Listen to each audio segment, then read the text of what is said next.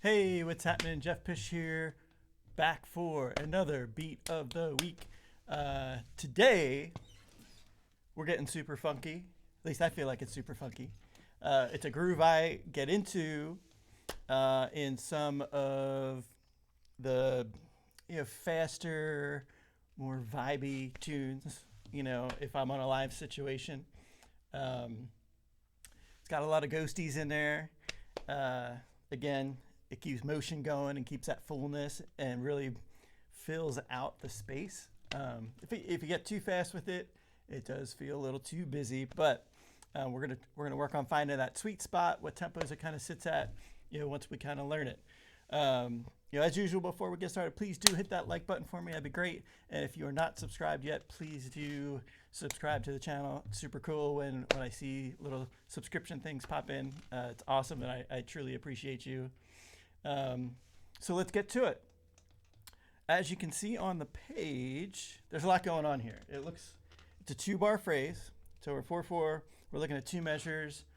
It's something, like I said, it's something that I'll use maybe in a solo section, or maybe if the phrasing of like a bigger chorus is super happening, I'll drop this in there if it feels right. And it's also one of those things where yes, I wrote out a 2-bar pattern, but you change it, you improvise within it.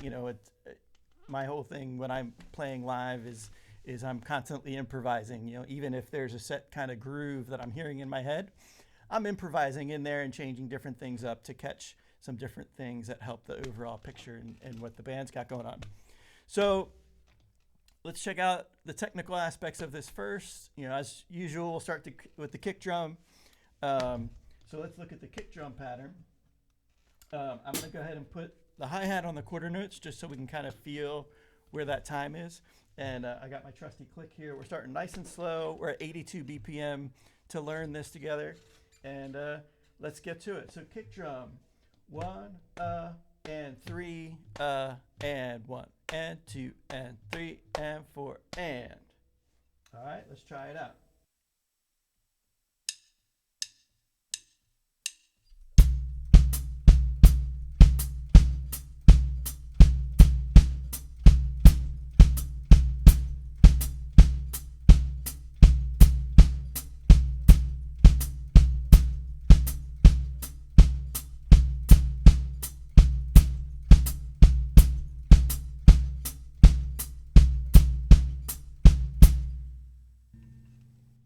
All right, so we got that.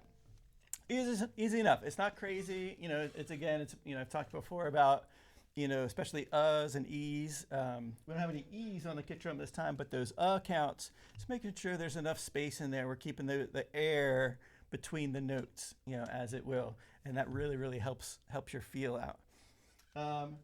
Nice. Let's add, so snare part, there's a lot of ghost note stuff happening on there. For now, just as we're starting to get the feel of it, I'm going to take the ghosties out, and let's hear the kick part and that with the backbeat. So we got our 2 and 4 accents on the snare drum. So let's check that out.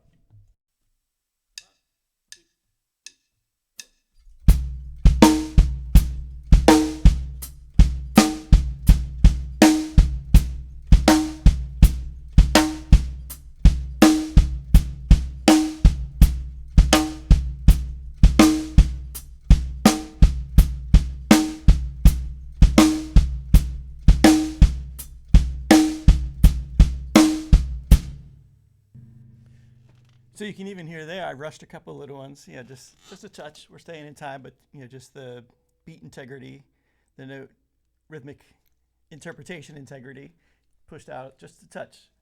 But moving on, as we're learning here at the slow tempo. So now the ride cymbal is what I feel really makes this groove happening. Again, I'll work on the hi-hat here just for demonstration purposes, but it's our accented eighth notes.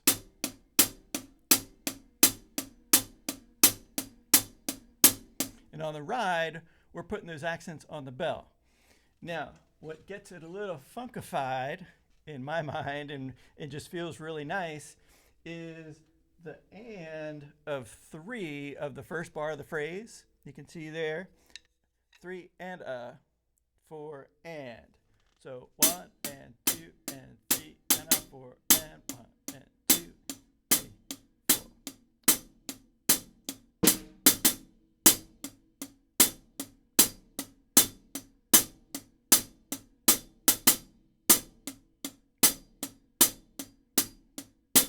All right, so let's check that out with the ride with the bell and see what that's got going on.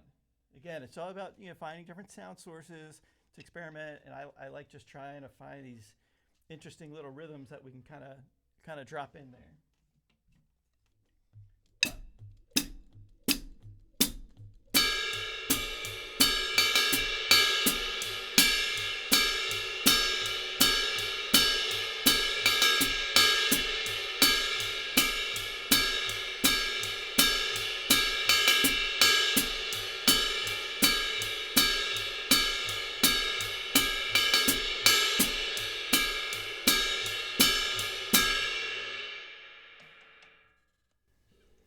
So just quick technique-wise, you can probably see on the bell, I'm using the shaft. So I want to hit in here when I go to the bell. It just gives it that full sound. I mean, if there's times when the right texture might be the bead, but when you're driving a beat and you're driving something funky, that's not that time. So we go to the shaft there, just get a deeper sound out of that bell. And go from there. So you can kind of hear how that rhythm is a little funky in there. We're already starting to really build something cool. So now let's go with the ride cymbal. Let's do all of our sound sources, but without ghost notes. Just concentrate on getting that backbeat in there and seeing how that hits.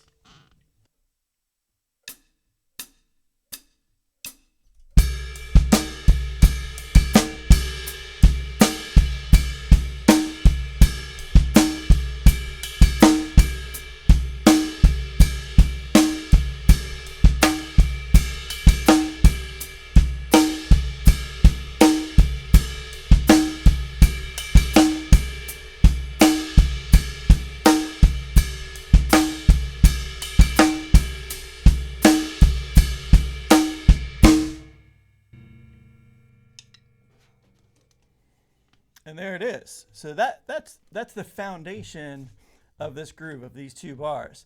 So it's got a nice feel to it. I mean, this tempo, it doesn't feel like anything too crazy because we're just learning how the parts fit together. Now I'm going to go ahead and add the ghost notes in there on the snare drum. And just, by working on it at this slow tempo, I can really make sure I'm being nice and controlled with the left hand and getting those difference in levels between those grace notes and our accented backbeat. So let's check it out with the grace notes or ghosties. Ghost notes, grace notes, whatever you want to call them. Everybody's got their lingo.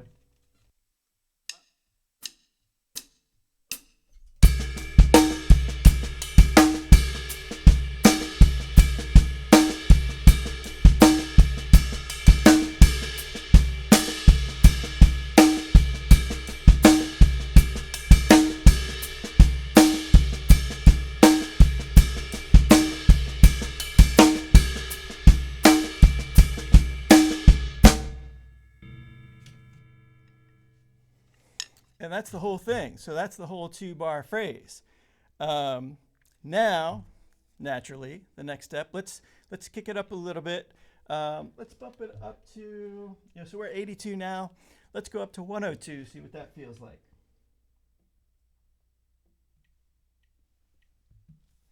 All right, here we go, 102. 102, actually, let's go back to kick and snare. And see and get that feel. And so now that we're working in a new tempo, see what that feels like.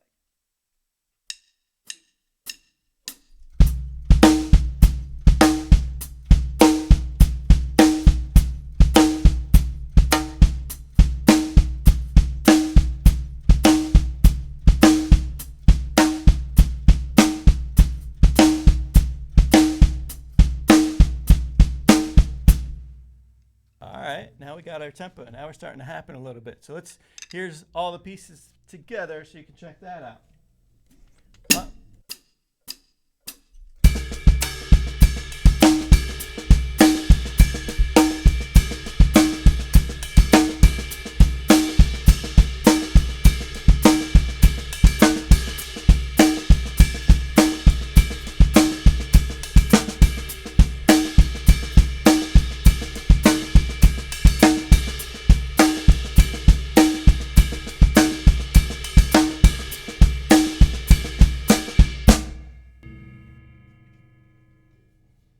Yeah, swing and a miss on that first rim shot.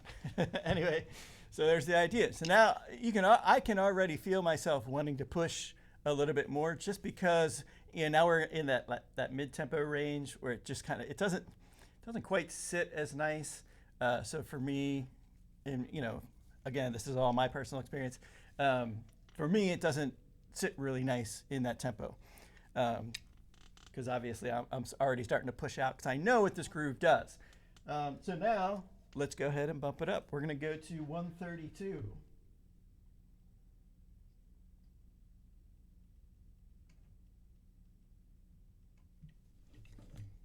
Now let's go back to the kick drum again. Kick drum snare, get into our feel with the new tempo.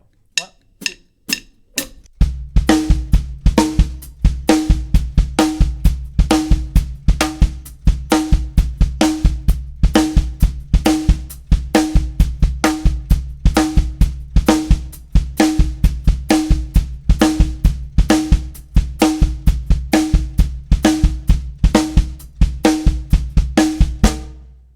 All right, now we're happening. Now we're happening. How about that? Let's put it all together at this tempo.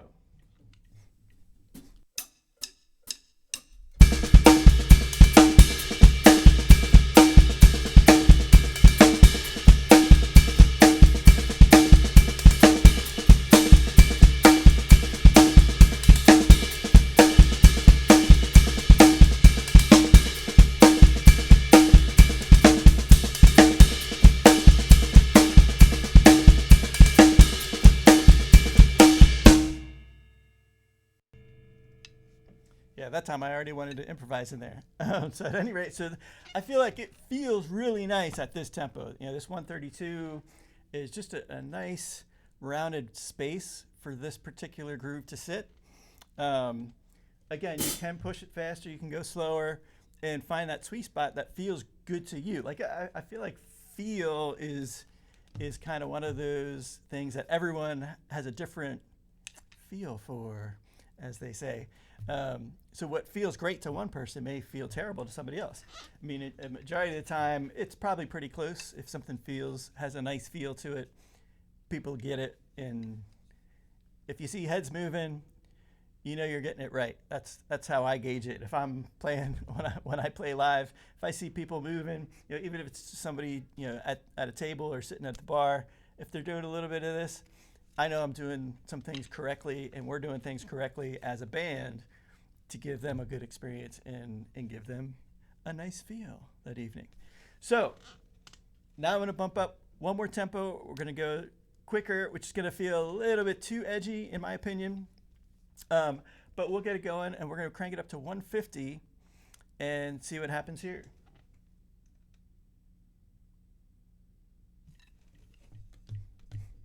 Kick and snare first.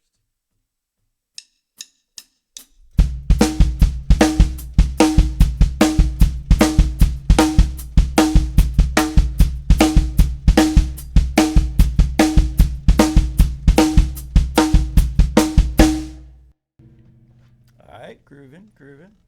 All of it. Here we go.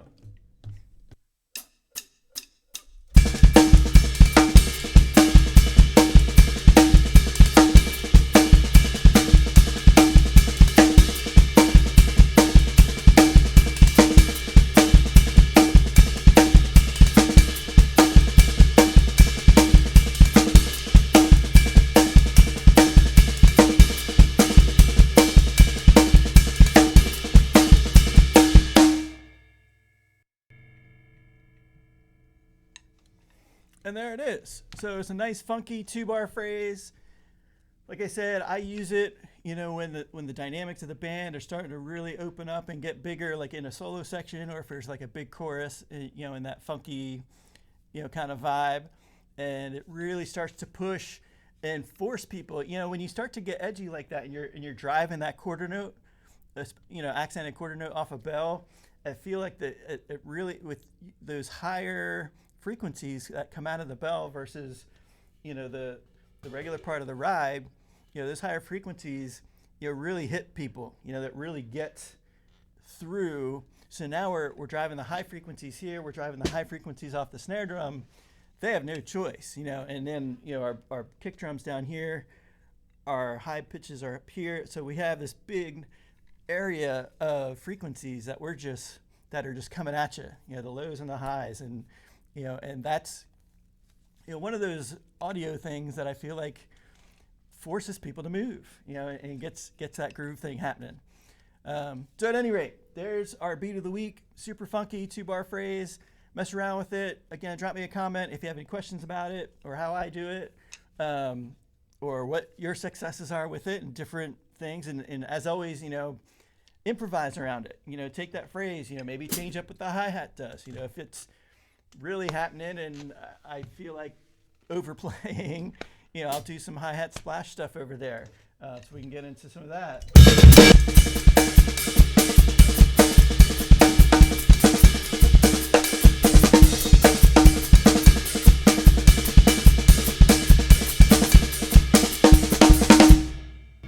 You know, and just improvising around that whole feel. Again, it's all about hearing the big picture.